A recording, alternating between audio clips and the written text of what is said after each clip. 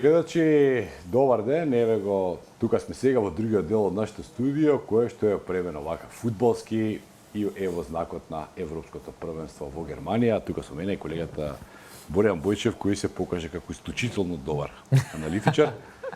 Дури ни јас како еден влюбеник во фудбалот мора да признам дека не знам ни 10% од сите фудбалери, тактики, желби и така. Па добро, види, тоа е све со текот на времето кога најголем дел од времето кога ти е посветен на гледање фудбал и во текот на годината и сега вака летно време среќа има европско првенство, па не ни фали до толку на оние лигашки надпреварувања. Тоа е се до едноставно до желбата за научиш повеќе за спортот и за она што го правиш секој викенд.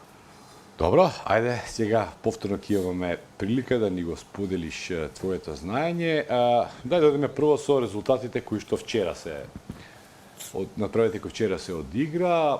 Ова по мене едно големо изненадување. Романија ја декласираше Украина. Да, декласираше Украина со 3:0. Имаше дури шеги дека ова вика не верувате на руската пропаганда, сите голови на Романија беа успешно одбиени. Одбиени, да. Да. Ова како Северна Кореја на светско првенство 2010 која викаше како победил Бразил. Да. И најголемото изненадување во досегашниот дел од првенството, Белгија поразена од Словачка 0:1. Шранц го даде единствениот гол. Белгијанците имаа поништено 2 гола. 2 гола, да. И тоа вториот Ама беа, беше... мислам дека судиските одлуки не беа погрешни. Да, првиот гол беше дефинитивно не требаше да остане бидејќи беше очигледен офсайд. Вториот имаше играње со рака, нели? Да, но види сега правилата, да, според правилата оние што се напишани во фудбалот, да, тоа е игра со рака. Сега дали намерно, дали ненамерно Опенда ја погоди, го погоди топката во рака, тоа е прашање сега за кое веќе е небитно бидејќи голот е поништен, Белгија го загуби надпреварот. Вчера беше ден на изненадувања, сите три и на разочарување и на изненадувања. Сите три надпревари имавме и изненадување и разочарување. Ќе започнеме токму со надпревар меѓу Романија и Украина. Романија ја декласираше Украина. Никој не очекуваше таков надпревар. Ние вчера рековме дека ќе биде тесен надпревар, дека Украина е благ фаворит, но не треба да се отпише Романија, но ета романците на еден начин иако ја немаа толку топката во нивниот посет, не креираат толку многу шанси, тие беа поконкретни, постигнаа два феноменални погодоци. Првиот погодок е можеби најдобриот, најубавиот што го видовме досега на надпреварувањето. Да, навистина беше ефективен тој гол. Да, навистина предобар гол, но пак тој дојде од грешка на Украина, голманот Лунин им ја подаде топката, им ја подари топката на фудбалерите на Романија и потоа следуваше казна.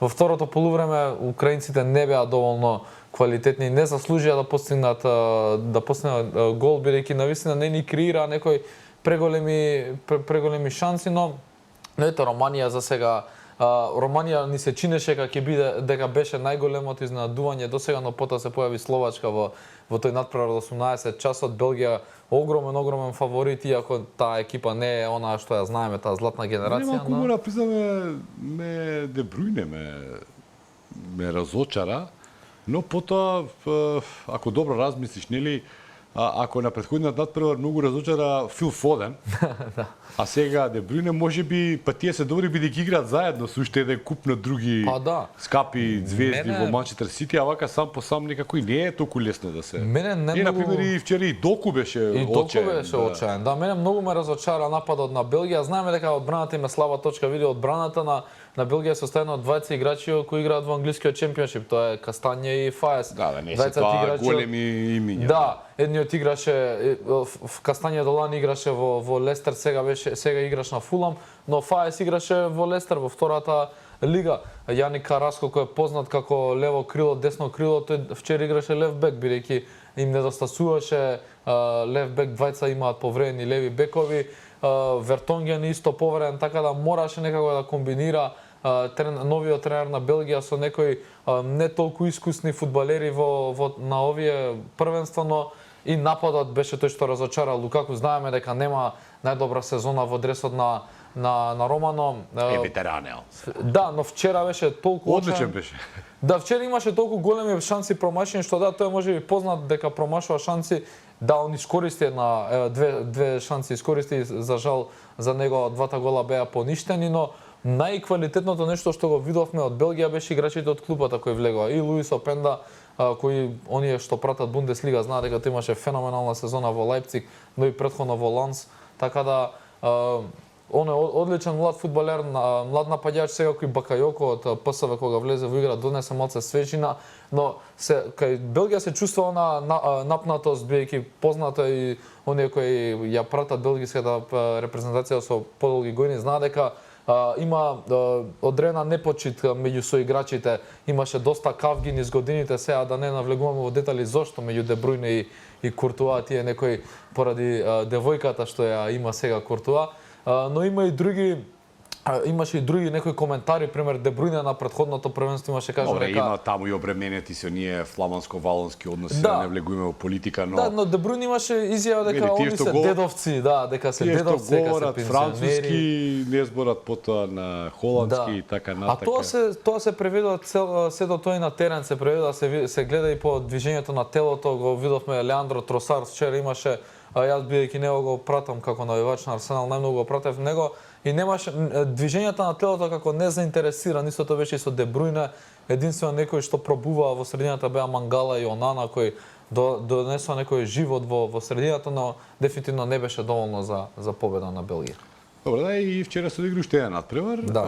Французите победија, барем резултатски до некаде ја оправда својата фаворитска улога. Може ли да го видиме тој лоп од режијата или пак сме кај табелата? Да. Ова е да видиме табелата. Добро, да. значи ова е групата Е. И да видиме сега кој колку бода има по првото коло. Значи Романија и Словачка по 3 бода, а Белгија и Украина 0 бодови.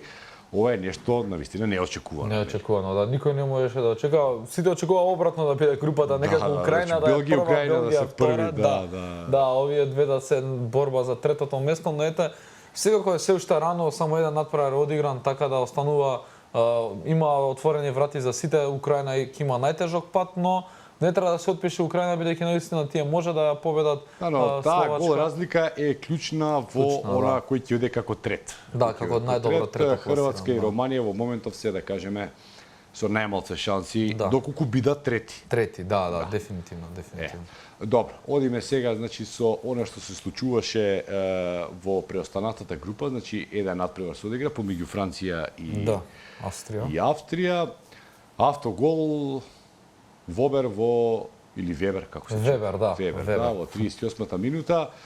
И неизвестно е дали Мбапе ќе продолжи, бидејќи вчера го скрши носот. На самиот крај да имаше еден удар, тој сам се мавна во рамото на Дансо, на австрискиот стопер, така да Франција многу ме потсети на тој надпревар што го коментиравме вчера на Англија со Србија.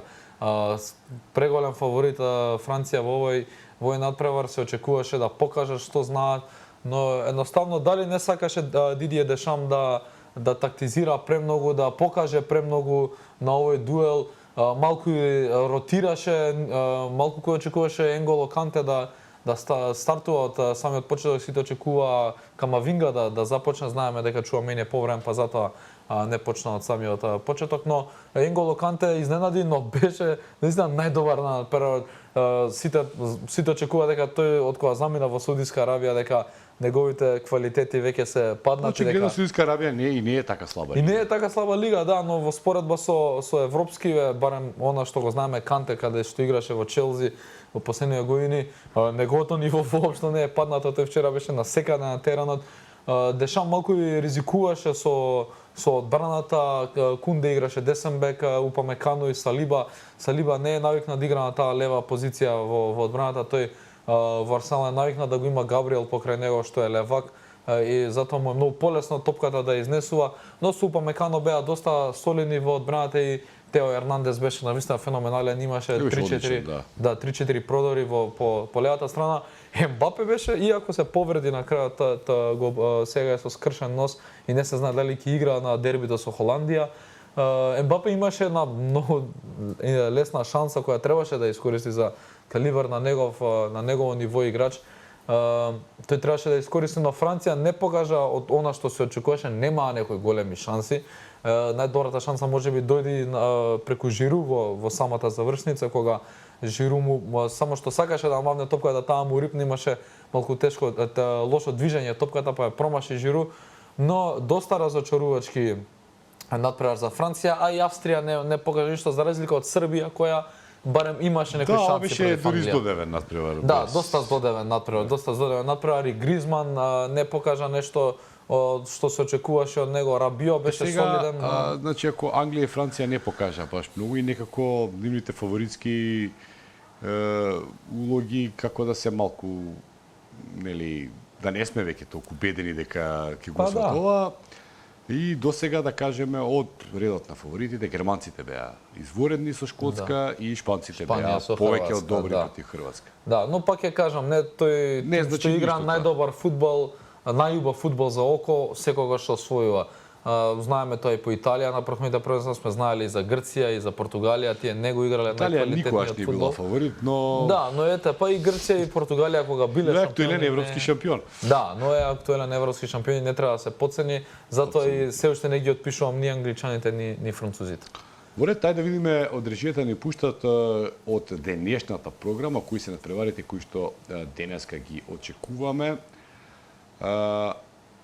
Ова е групата, да, моментално на Франција, да. Добро, во ред, ајде да го проследиме и тоа. Значи, групата на смртта. Групата на смртта, значи Холандија и Франција имаат по 3 бода, тоа е веќе очекувано, нели? Па да, поготово на првиот. Иако се измачи двете екипи да дојдат до победите, но некако ова е се очекувано, така? Да. А и Полска и Австрија имаат како трето пласирани би имале што да се надеват, бидејќи гол разликата не име воопшто. Пак е -7, да, па не е страшно. Не е тоа страшно. И многу што во оваа група допрва ќе треба да се решава. Точно, особено знаејќи дека Австрија и Полска следниот надпревар го играат еден против друг, така да тука ќе се знае многу повеќе, бидејќи не очекувам многу Полска да бара кај Франција, односно Австрија кај Холандија. Така да, кој ќе победи тој, ако има победник на тој дуел, очекувам тој да биде најдобро пласиран, меѓу најдобро пласираните трето. Реални се шансите од оваа. Да, дефинитивно. Добро, тогаш, ајде сега да видиме што е тоа што не очекува денеска. Значи, група Ф, Турција, Грузија и Португалија, Чешка. Не се ова претерано интересни надпревари, но може да има доста голови. Да, ова е последната група, затоа ни е скратена еден надпревар, ни е скратен, обично се навикнавме на 3 надпревари. Да, денеска ќе имаме 2 од 18 и од 21 часот. Да, последната група кај е отворена, мислам, ова е доста тесна група.